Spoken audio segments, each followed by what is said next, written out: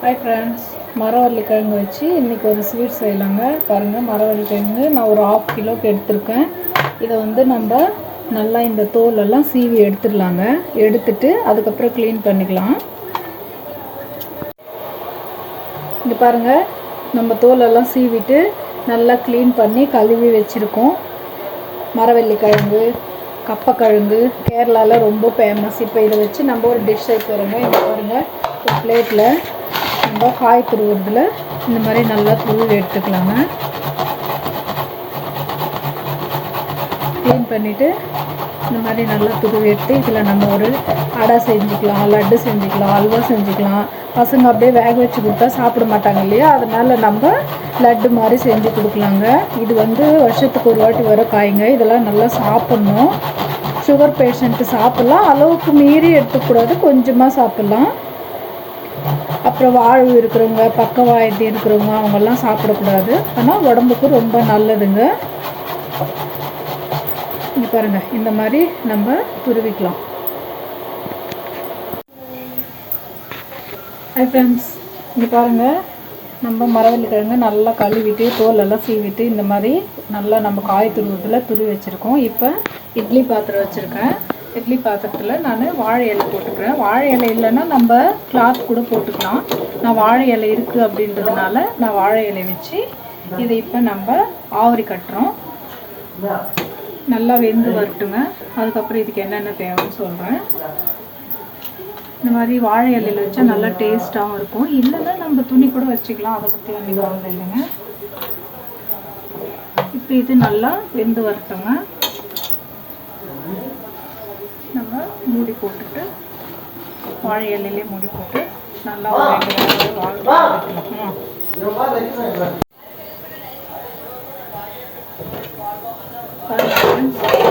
நம்ம இட்லி குண்டால ஆவரி கட்டி இருந்தது இல்லைங்களா, பாருங்கள், வாழை இலை வச்சது நல்லா வெந்துட்டு பாருங்க.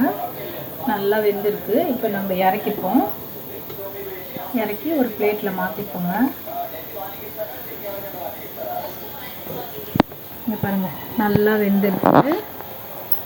வாழை இலையில் வச்சதுனால நல்லா வெந்திருக்கு. இங்கே பாருங்கள், நல்லா வெந்து வந்திருக்கு. நம்ம பிளேட்டில் மாற்றிப்போம். இங்கே பாருங்கள் ஃப்ரெண்ட்ஸ், நல்லா வெந்திருக்கு. இப்போ இதுக்கு என்ன தேவைன்னு பார்ப்போம். நான் வந்து ஒரு அரை முடி அளவுக்கு தேங்காய் துருவி வச்சுருக்கேன்.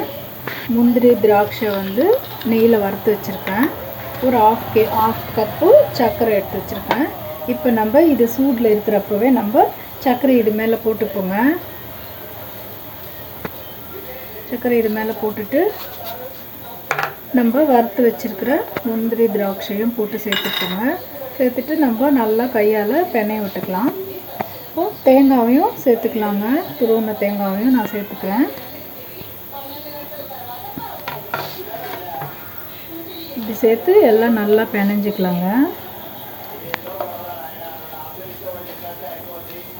குட்டி பசங்க வேக வச்சு கொடுத்தா சாப்பிட மாட்டாங்க இல்லைங்களா, இந்த மாதிரி செஞ்சு கொடுத்தா நல்லா சாப்பிடுவாங்க. உடம்புக்கு ரொம்ப நல்லதுங்க இது.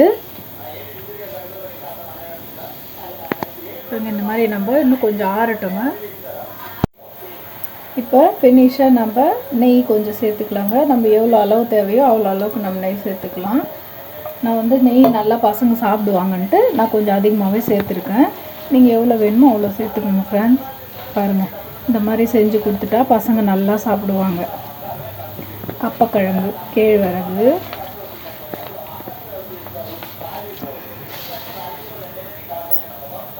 இது பாருங்கள் ஃப்ரெண்ட்ஸ்,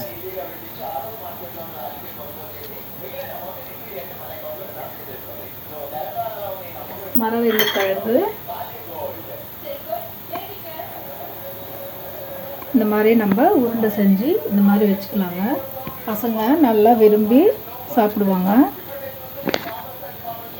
இங்கே பாருங்கள், மரவள்ளிக்கிழங்கு ready. Kerala special laddu ready.